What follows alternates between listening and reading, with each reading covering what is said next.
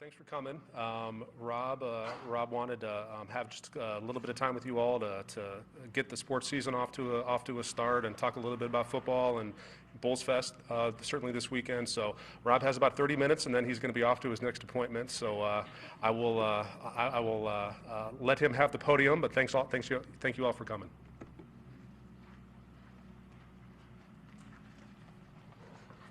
Thank you, guys. Really appreciate you being here. Such an exciting time for USF athletics.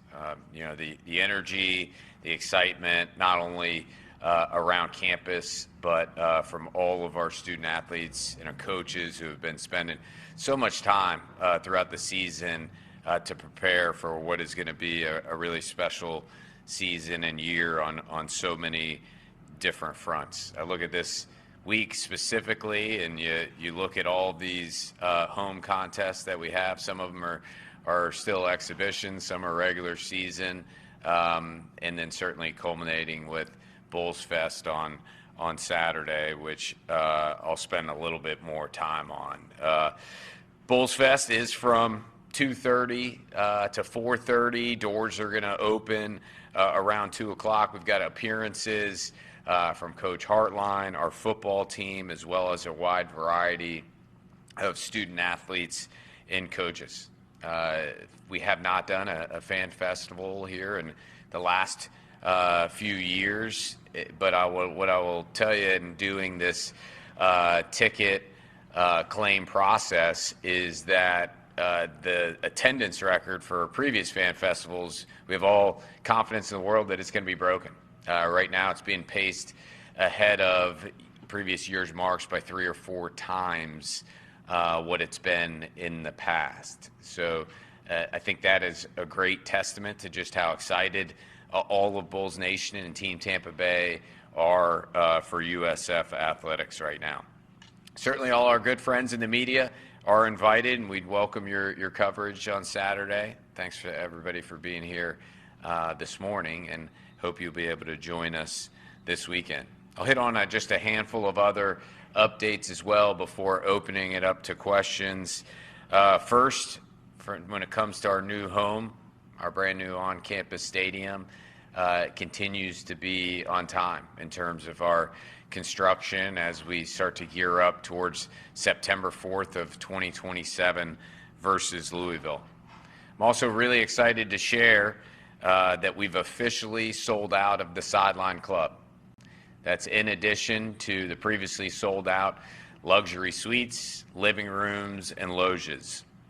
I think that is a real statement around just how excited all of Bulls Nation is for our brand new home, as well as how much Team Tampa Bay is also excited and how much demand there is around the premium offering. And I would reiterate, I've said it a lot of different times, but we're focused on making sure our new stadium is a world-class experience for all involved.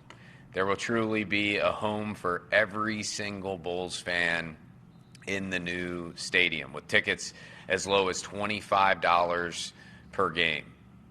We have a whole season to get to before that, so we're excited to welcome everybody for our final season at Raymond James Stadium here in just 19 days, and it's going to be a really special one on a lot of different fronts. In terms of the new stadium, we're making tremendous progress on the construction, whether it's the steel being finished, the concrete being poured on the rooftop bar, or a lot of the framing predominantly being complete with the TGH Center for Athletic Excellence. We're really excited with how much progress is being made, and we thank all of our partners on that front. We will really turn it from a sales standpoint. We'll turn our attention in September to the general seating. For those that elected to wait from a general standpoint, just know that's coming here in September. If you already have season tickets for this upcoming season, or you've been a long-time season ticket member, you're in great shape. There's no need to put down a deposit. If season tickets for this upcoming season aren't right for you, and you're focused more on the individual games and coming out, we would encourage you to place a deposit at usfbullsstadium.com so that you can be a part of that sales process before it goes to the general public. Just a handful of other updates to share with each of you. It was just announced a few minutes ago that our non-conference road game versus Northern Illinois next season will move up to week 0. So I want to give a lot of credit to my dear friend who's the athletic director at Northern Illinois, Sean Frazier, for being such a great partner and collaborating with us there. With the NCAA moving to a new standardized start to the regular season, that's going to give our USF football program 2 buys, and something that, again, we're excited about when it comes to next season. Talked a little bit about the on-campus stadium, but we also are building a new beach facility, and it's making great progress from that standpoint, and we've actually removed over 200 truckloads of dirt just in the last 2 or 3 weeks alone in preparation for the arrival of sand, and we're looking forward to that facility being completed probably towards the end of next month. And then finally, as we talk facilities, I'm excited to share that the Yuengling Center will be getting a brand new color scheme and colorway that will match the rest of the facilities in the TGH Athletic District, and will be a much improved look. We feel like our athletic district is the absolute best in the country, and having the Yuengling Center match all of our other great competition venues is something that we're really excited about as well. And I'll end with a warm welcome back to our student body to campus next week. Certainly want to welcome all the incoming freshmen, the class of 2030, to campus. There's no better time to be a Bull, no better time to be right here on campus, and USF Athletics welcomes each and every one of you for what we know is going to be a transformative time in your lives, and one that's certainly a transformative time in the history of the USF Bulls. So welcome. We look forward to supporting you, and it's going to be an awesome, awesome run together. So with that, I'll open it up to any questions. As is tradition, we'll start with Mithil. Have to start with my man Mithil. I'm sure he's and any other student reporters that are in the group. So Mithil, go ahead. Budget-wise, how are you feeling about the stadium and surrounding developments? We feel really good. I'll only speak to the on-campus stadium and the beach facility and the athletics projects, but we feel really good with where we're at, not only from a budget side of things, but also when it comes to the timing around it. I can tell you, you just sense all of the energy and excitement, not only on campus, but around the community, with how pumped everybody is to finally have our own collective home here. And it's truly transformative in so many different ways. It can't get here soon enough, but I can promise you it continues to be on time and on budget. And do you have any updates on the naming rights for the stadium? We continue to make great strides from that side of things. I can tell you we're having those conversations on a daily basis. This group will be the first ones to know once it's totally finalized, but we feel really good in terms of the amount of interest and the progress that we continue to make. I think it's tangible in terms of you see just how excited corporate America is with us getting our new home, how that unlocks so many different aspects of this campus, as well as our 400,000 living alumni from an exposure standpoint. And then you look at just how we continue to trend in the right direction nationally. So there's a variety of different companies that are certainly interested and that we're making good progress with as well. Even after 7 days, God rested. You're on about day 11 or 12. When you get to September of 2027, is it time to exhale, or is there future projects down the road after the stadium? It's all gas, no brakes. There's no that means you don't start pumping them in September of 2027. I will tell you, we're having way too much fun. from our coaching staff to our student athletes to the administrative side of the house.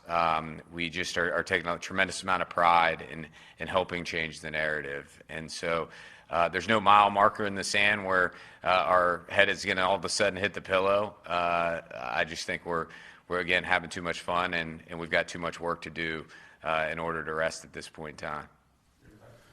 Rob, with the stadium slated open less than 12 months from now, it's my understanding that A little more than 12 months from I'm sorry, now, Jim. just Actually, I don't 3 want to weeks. correct you, but a little more. Extra 12 3 months. weeks. Yeah. But from my understanding, it's ahead of schedule a little bit. Do you have anything planned for the stadium before that first game, or are you going to take the bubble wrap off on that first game? Yeah, I mean, we don't want to unveil any of the overall plans just yet, but what I will tell you is when you wait on a home like this for as long as we have, we want to make sure it's rolled out in the right way.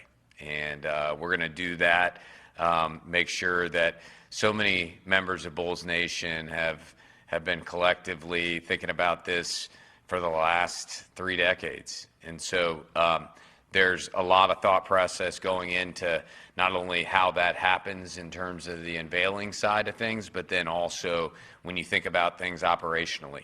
We want to make sure it's a world-class experience from the very jump. We've got one first impression that you have to nail and you have to get right, and we're going to make sure that happens on September 4th of 2027. So you think about the ingress, the egress, the parking, the tailgating. I know we visited a little bit about that, but there's a lot going on behind the scenes to make sure that we nail that first impression in a very big way so that it can lead to a lasting impression, smiles and memories that'll last a lifetime for all of Bulls Nation. People have seen the renderings. You know what's coming. Is there one particular part of the stadium that you cannot wait to see that might blow people's minds? Oh, man, that's like the which one is your favorite child question that I've gotten. There's so many aspects of it that are just so exciting. And I hate to start naming them, but I mean, it starts outside of the building with Champions Way, and you look at leading into the building, what that experience will be like on game day, where our student athletes will have their classmates come and enter that the student gate and fill those 8,000 student seats, where all of a sudden those students had walked from their nearby dorm or apartment. I mean, I get chills just thinking about how transformative that is for our university and how special that is for our student athletes. Then when you get in the building, and it's hard for me to not start with the longest rooftop bar in the state of Florida, and end zone to end zone. And I love that space because you can see every square inch of the community. You can see all the way to downtown, and you think about what a huge part USF athletics is in the fabric of Team Tampa Bay. To have a bird's eye view of all of the region is really special. And then, from the sideline club, which, just sold out, to, the lower level seats and how great the seats are. I mean, I also, if you can't tell, Derek, you opened up a can of worms here. This is going to be another minute or two. Bear with me. Just the fact that there's no bad seat in the house, like throughout the whole building. You look at the angle of the seating and how much closer to the field every single seat is. And it's no offense to Raymond James Stadium, which has been an incredible home to us. But, I mean, you're talking about a difference of 85 to 90 feet closer for the exact same seat. Then you move to the field club. And again, I think of our student athletes first and everything we do, and the fact it's connected via tunnel, and they're going to be able to take the field and run through those fans and give them a high five right before they go try to capture that next big win for us is really special. And then the speakeasy, the 97 Club. I mean, what college football venue has a speakeasy and being able to pair with some of the best seats in the house? And then, I have to wrap, or I'm just going to keep going and going. But the fact that we have seats as low as $25 per game. We've always been focused on making sure. I know there's been a lot of talk around premium over these last couple months, and those offerings and the all-inclusive, I mean, that's less than 10% of the building. Now, as we shift our focus here in September to the other 90% of the building, and the fact that we've maintained that value at $25 per game is something that we're really proud of. We want to make sure that those 400,000 living alumni and when it comes to our 50,000 students and our faculty and staff, that they all have a chance to be a part of what's going to be this game-changing experience for the entire university. Rob, what was the thought of changing the date with Northern Illinois? When the NCAA standardized the calendar for next season and went to the consistent start for a 14-week period to play the 12 games, it gave us this chance to be able to have 2 buys and be able to control the recovery period a little better for our student athletes. And so when we had that conversation with Coach Hartline around the possibility of it, it was something that we wanted to work through in fairly short order with Sean Frazier in Northern Illinois. Sean was actually the chair of the Division I Ice Hockey Committee when we hosted our first Frozen Four here in 2012. And now, that was when he was working at Wisconsin. Now he's the AD, like I mentioned, at Northern Illinois, and just a great partner, and being able to kick off next season there before we return home for our stadium opening against Louisville. Rob, recently on social media, you guys changed all the sports accounts from USF to South Florida. What was the reasoning for that change in branding? I think when you look at really strong brands, it starts with consistency. And I think at times we've always have moved around in terms of what we've leaned into as an athletic program, and depending on the sport and across our 21 sports, we haven't really had the consistency necessary to have a really strong brand identity. So we wanted to make sure we got calibrated from that side of things. You'll see that across uniforms. You'll see that across signage. You'll see that, as you pointed out, through social as well, and making sure we're building as much equity as we possibly can, especially when you think about all the momentum we have, as well as this overall athletic district really coming together in a profound way. We just want to be really diligent so that we don't have a cluttered or confused brand locally, regionally, and nationally. It's a great question. Thank you. Rob, Leo. You're the first CEO of athletics here. You're also an alum and a native campaigner. You go back to Incarnation. Most Holy Redeemer. Most Holy Redeemer. The Incarnation guys were frenemies at best, Leo. Oh, I just want to make sure Yeah. I got that right. When you look at that, you got more than just a job. You got skin in the game. How important is that for this to really be successful, not just for USF, but for Tampa? Well, Leo, I mean, the University of South Florida raised me. It's a place that my parents are such proud graduates from. My sister's a graduate from. I think back to my days as a mass comm major here, and having the good fortune of getting my degree from here as well, and then working in administration. There's so many life lessons that I've learned here, and it has given me so much more than I could ever, and our team could ever give back to it. But we're in this really pivotal moment in the history of not only the athletic program, but also in college athletics. So there's truly not a second to waste here. And so we're going to work around the clock to be positioned as best as we possibly can. Nobody outside of our team and our student athletes and our coaching staff could possibly be more invested than us right now. And I'm glad. I think some folks certainly are noticing it, but this isn't going to happen without the support of all of Bulls Nation. And I think for us, that's what's been so special, is just seeing all of Bulls Nation come together in this really critical moment. We're stampeding together. The initiatives, the thoughts, the dreams that others outside of Bulls Nation would laugh at, we all together believe in and know are possible. And that's the championship chapter we're all focused on right now. Lead, follow, or get out of the way, right?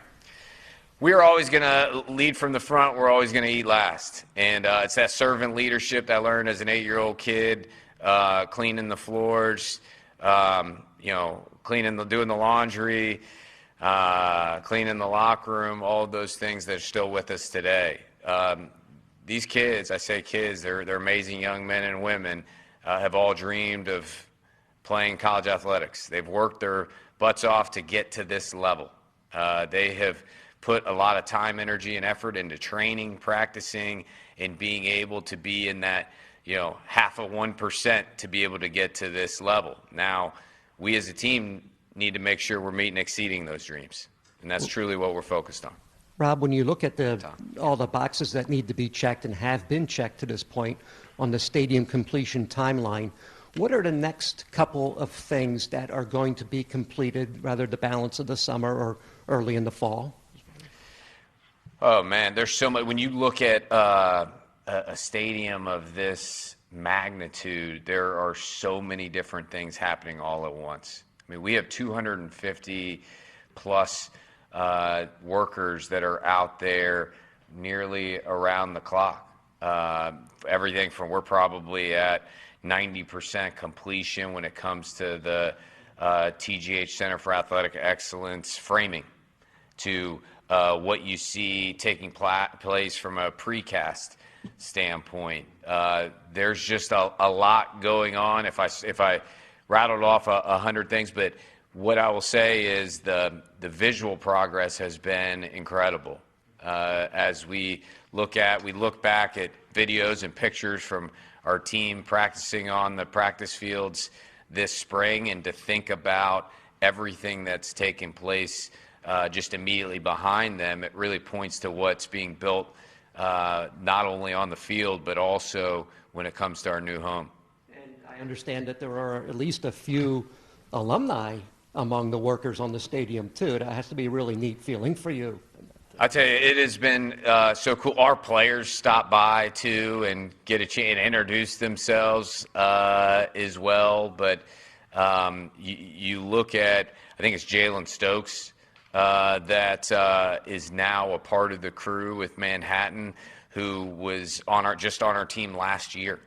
I have student athletes who stop by my office and will ask questions about it as well, for once they get their degrees, about the possibilities. And I think it just is this, it's this dream come true for all of us in so many different ways. We use the term limitless possibilities a lot, and to think about the limitless possibilities that a venue like this can lead to for our student athletes, for our students, for our faculty and staff, for our alumni, and so many members of Bulls Nation. It's really cool. Nick? Well, just first wanted to clarify quickly on the Yuengling Center color scheme. Is that all on the exterior, or is there anything going to be in the interior as well? It's the exterior. Okay. And it's no offense to whatever that is that we have going now, but it's going to be a tremendous addition, and it's something that I think we're really excited about. Obviously, long overdue, and now it really puts the bow on the overall athletic district from a color standpoint. And then naturally, when you get these facilities complete here over the months and year ahead, it's going to be really special. And then just curious what your impression of the work that Coach Hartline's group is doing so far this fall camp, from whatever extent you've been around it. Well, I will say Coach Hartline, every single day that has gone by, he's revalidated just how incredible he was throughout the search process. We talked about the fact that he was going to build a world-class staff. He's done that in a profound way. We talked about how he was going to put together a roster that is second to none, and he's done that in a really profound way. He talked a lot about the process, there's a sign when we walk up the stairs right as you enter the football locker room that says consistency dictates greatness. And there's been so many times throughout this journey of getting to know Coach Hartline and his amazing family since December that have really put the stamp on how he's the perfect leader at the perfect time for us. But when I look at that sign and I see just how he embodies that in every rep of every drill, in every film session, every team meeting, his interactions, his incredible relationships with the players, his consistency dictates his greatness. And we are so fortunate that he and Kara and his family believed in us and have became such great teammates to us. And then, on a parallel path, the fact that he put together such an amazing staff, and all of that staff and their families believe in us, the sacrifices that they all continue to make around the clock when it comes to training camp has been so impressive to watch morning, noon, and night in the Selman. And we just cannot wait for this really special season to be underway in just 19 days. Rob, thank you very much. Thank you, guys. Appreciate you all being here.